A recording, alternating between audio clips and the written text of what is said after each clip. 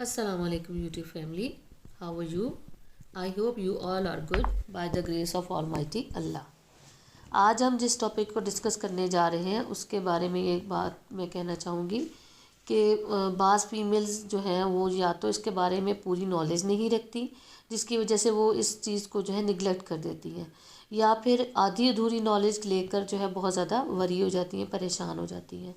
जी, आज हम बात करेंगे बहुत ही इम्पोर्टेंट टॉपिक यानी पीसीओडी या फिर पीसीओस जिसको हम कहेंगे, इसके हवाले से टॉपिक को डिस्कस करेंगे। दोनों को नाम के हवाले से अगर देखा जाए तो दोनों जो हैं ओरिजिनेट तो एक ही बीमारी होती है इसमें कि पीसीओडी और पीसीओस का मेन डिफरेंस अगर हम देखें तो पीसीओडी का मतलब होता है पॉलीसिस्टिक ओवेरियन डिसऑर्डर। मींस इसमें सिर्फ ओवरीज इन्वॉल्व होती हैं जिसमें डिसऑर्डर पाया जाता है, जिसमें कोई ना कोई डिसफंक्शनिंग हो गई या सिस्ट बन गया या वट कोई भी डिसऑर्डर अगर हो जाए तो। दूसरी चीज़ जो है वो है पीसीओस। पीसीओस का मतलब होता है कि है तो वही चीज़ पॉलीसिस्टिक ओवेरियन, लेकिन ये सिंड्रोम है, यानी बहुत ज़्यादा सिम्टम्स इसमें इन्वॉल्व हो जाते हैं, जिसका मतलब ये है कि ना सिर्फ ये कि इसमें ओवरीज इन्वॉल्व हैं बल्कि एज वेल एज आपकी पूरी बॉडी के सिस्टम जो है वो इसके साथ इंटरकनेक्ट हो जाता है, उसमें भी डिसऑर्डर्स आना शुरू हो जाते हैं। सबसे पहले हम देखते हैं कि पीसीओडी या पीसीओस है क्या। ये इम्बैलेंस है हार्मोन का, यानी कि इसमें हार्मोन्स जो है वो इम्बैलेंस हो जाते हैं, जिसकी वजह से ओवरीज में एक तरह की जो है सिस्ट बनना शुरू हो जाती है, जिसको उर्फ़े आम में हम पानी की थैलियाँ भी कहते हैं। इसको अगर देखा जाए मेडिकल टर्म के हवाले से तो इसको हम कहेंगे psycho neuro endocrine immune system disorder. यानी कि इसमें होता क्या है कि आपके जो मीन्स ये कि पीसीओस में असल में हार्मोन्स इन्वॉल्व होते हैं, लेकिन वो इंडिविजुअली नहीं होते बल्कि इंटरकनेक्ट होते हैं दूसरे बॉडी सिस्टम्स के साथ। जैसा कि साइको न्यूरो यानी कि आपका ब्रेन इन्वॉल्व होता है इसमें। अगर आप आम ज़बान में समझना चाहें तो ब्रेन जो है एज अ कह लें कि प्रेसिडेंट या एक प्राइम मिनिस्टर के तौर पर जो है आपकी बॉडी को जो है होल्ड करता है, ऑर्डर्स देता है, और अगर उस वही जो है डिस्टर्ब हो जाए, आपको ऑर्डर ही बॉडी को सही तरीके से ना मिले, तो आपके बाकी तमाम जो सिस्टम्स हैं वो डिसफंक्शनिंग का शिकार हो जाते हैं, उनमें कोई ना कोई डिसऑर्डर आना शुरू हो जाता है। दूसरी चीज़ इसमें आती है एंडोक्राइन। एंडोक्राइन जो है एक बहुत ही इम्पॉर्टेंट सिस्टम है आपकी बॉडी का, ग्लैंड्स का सिस्टम है ये, जो कि डिफरेंट किस्म के हार्मोन जो है रिलीज़ करता है। किसी चीज़ में आती है इम्यून सिस्टम, यानी कि जब आपका एंडोक्राइन सिस्टम डिस्टर्ब हो जाए, न्यूरो सिस्टम जो है डिस्टर्ब हो जाए, ब्रेन आपका सही तरीके से काम ना करे, तो ऑटोमेटिकली आपका इम्यून सिस्टम जो है वो रिलेटिवली जो है कमज़ोर होना शुरू हो जाएगा। तो इसके नतीजे में होता क्या है कि बहुत सी बीमारियां आती हैं, जिसमें से एक बीमारी जो है वो पीसीओडी या पीसीओस भी है। ये बीमारी जो है मोस्टली जो है 18 to 44 ईयर्स की जो फीमेल्स होती हैं, यानी वो ये एज होती है जिसको हम रिप्रोडक्टिव एज कहते हैं या चाइल्ड बेयरिंग एज कहते हैं। यानी इसमें इस एज के दौरान जो है एक फ़ीमेल जो है एक बच्चा पैदा करने के काबिल होती है, या कह लें कि प्रेगनेंसी के काबिल हो जाती है।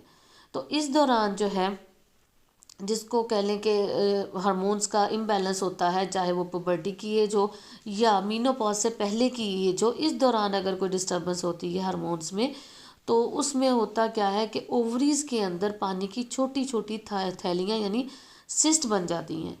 ये एक ओवरी में भी हो सकती हैं, एक से ज़्यादा सिस्ट भी एक ओवरी में हो सकती हैं, और दोनों ओवरीज में भी हो सकती हैं। जब ज़्यादा होंगी सिस्ट तो उसको पॉलीसिस्टिक बोलेंगे, इसी तरीके से इसको पॉलीसिस्टिक ओवेरियन सिंड्रोम भी कहते हैं। होता कुछ तो यूँ है कि हमारी बॉडी में जो है जो रिप्रोडक्टिव जो हमारा सिस्टम है उसको कंट्रोल जो करते हैं वो दो मेजर हार्मोन्स हैं, जो कि रिप्रोडक्टिव सिस्टम को एज अ होल कंट्रोल करते हैं, जिसमें हमारे जो है सेक्स हार्मोन जो है सेकेंडरी सेक्स हार्मोन वो भी शामिल है, उनको भी ये बहुत अच्छे तरीके से कंट्रोल करते हैं। ये है जी प्रोजेस्टेरोन और एस्ट्रोजन। इनका लेवल जो है फीमेल बॉडी में एक ख़ास हद तक होता है, और ये ज़्यादा एक्टिव तब होते हैं जब एक फ़ीमेल जो है रिप्रोडक्टिव फेज़ से गुजर रही होती है, यानी कि वही एज जिसको हम कहते हैं 18 to 44 ईयर्स। इन दो हार्मोन्स के साथ साथ एक और हार्मोन जो फीमेल में पाया जाता है जिसको मेल हार्मोन वो होता है, यानी वो मेल में ज़्यादा एक्टिव होता है, फीमेल में बहुत कम मिकदार में पाया जाता है, जिसको एंड्रोजन हार्मोन कहते हैं। इसके अलावा टेस्टोस्टेरोन जो है हार्मोन वो भी पाया जाता है, लेकिन ये बहुत कम मिकदार में होते हैं। लेकिन ऐसी कंडीशन जिसमें एस्ट्रोजन और प्रोजेस्टेरोन हार्मोन का लेवल जो है वो कम होने लगे, और इसके बिल्कुल ऑपोजिट जो है एंड्रोजन या कह लें कि टेस्टोस्टेरोन का लेवल जो है वो ज़्यादा होना शुरू हो जाए। एंड्रोजन या टेस्टोस्टेरोन जब ज़्यादा हो जाए तो इस कंडीशन को हम कहते हैं हाइपर एंड्रोजिनिज्म, यानी एंड्रोजन हार्मोन का ज़्यादा हो जाना। इस सूरत में होता क्या है कि फीमेल्स में मेल्स की तरह फेस पे बाल आना शुरू हो जाएंगे, अपर लिप पे बाल आना शुरू हो जाएंगे, एलोपेशिया की कंडीशन यानी कि गंजपन का शिकार होना शुरू हो जाएगी, अजीब सी उनकी जो है फेस की लुक बनना शुरू हो जाती है। तो हर माह जो है ओवरी जो है, जैसे कि पिछले इसमें वीडियो में हमने डिस्कस किया था कि मंथली ओवरी जो होती है, जब उसका साइकिल होता है, स्टार्ट होता है मंथली, तो उसमें वो एक ओवम जो है रिलीज़ करती है। इस ओवम को रिलीज़ करने के बाद जो है इसकी मेच्योरिटी के लिए दो बहुत ही अहम हार्मोन जो हैं वो चाहिए होते हैं, जो कि हैं FSH फॉलिकल स्टिमुलेटिंग हार्मोन, और दूसरा है LH यानी ल्यूटिनाइजिंग हार्मोन। ये दोनों हार्मोन जो हैं ओवम की मेच्योरिटी के लिए बहुत ज़्यादा ज़रूरी है। ये हमारे जो ब्रेन है इसमें मौजूद पिट्यूटरी ग्लैंड से ये रिलीज़ होते हैं। ये दोनों ही ओवम जो है रिलीज़ करने में भी हेल्प आउट करते हैं, एज वेल एज उसको मेच्योर करने में भी हेल्प आउट करते हैं।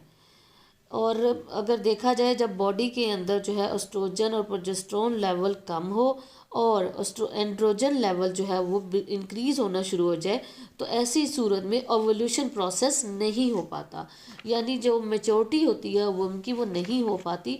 ऐसी कंडीशन में होता क्या है कि ओवम जो है वो रिलीज़ नहीं होगा, बल्कि अपनी जगह पर स्टिक हो जाएगा और अपने ऊपर एक कवरिंग बना लेता है, कवर बना लेता है, जिसको हम सिस्ट कहते हैं।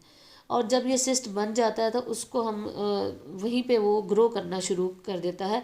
अगर तो फीमेल के अंदर PCOS का इशू नहीं है तो फिर क्या होगा कि ये सिस्ट जो है मेंस्ट्रुएशन के थ्रू जो है वो एक्सक्रीट आउट हो जाएगा। लेकिन अगर PCOS का इशू है तो ये वहीं पे जो है ग्रो करके अपना साइज़ बढ़ा लेता है, और जब ये लगातार बनते रहते हैं यानी कि मल्टीपल क्वांटिटी में बन जाते हैं, तो इन्हीं सिस्ट को यानी मल्टीपल सिस्ट को जो है जब ये ओवरीज में बन जाते हैं तो उसको हम कहते हैं पॉलीसिस्टिक ओवेरियन सिंड्रोम या पॉलीसिस्टिक ओवेरियन डिसऑर्डर।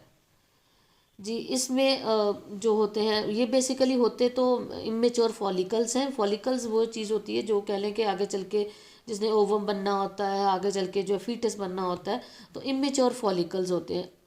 जो ओवरी है वो बहुत ज़्यादा जो ओवम जो है वो पैदा करती है, उसके अंदर फॉर्म होते हैं, लेकिन रिलीज़ वो एक ही करती है जो कि हर लिहाज से हेल्दी हो और बिल्कुल मेच्योरिटी के काबिल हो, तो वो रिलीज़ करती है।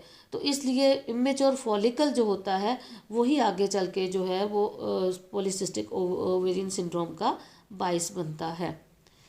आज हम से इसके बारे में इतना ही डिस्कस करेंगे क्योंकि ये बहुत ही इंपॉर्टेंट और थोड़ा सा लेंथी टॉपिक है। तो इसका सेकंड पार्ट हम अगली वीडियो में डिस्कस करेंगे, जिसमें इसके सिम्टम्स, इसके कॉजेज़ डिटेल में डिस्कस करेंगे, और इसकी बहुत ही इंपॉर्टेंट होम्योपैथिक मेडिसिन्स। आपको पता है कि होम्यो में फीमेल डिसऑर्डर के हवाले से बहुत ही अच्छे रिजल्ट्स आते हैं, चाहे वो एमेनोरिया हो, मेनोरेजिया हो, PCOS हो या इनफर्टिलिटी हो। तो इसका जो है PCOS का जो एक कॉज है वो इनफर्टिलिटी है। तो इस हवाले से भी डिस्कशन कल करेंगे और बहुत ही इंपॉर्टेंट मेडिसिन्स को देखेंगे जो हम इसमें यूज़ करते हैं। अल्लाह ताला आपके लिए और हमारे लिए आसानियाँ पैदा फरमाए। अल्लाह हाफिज़।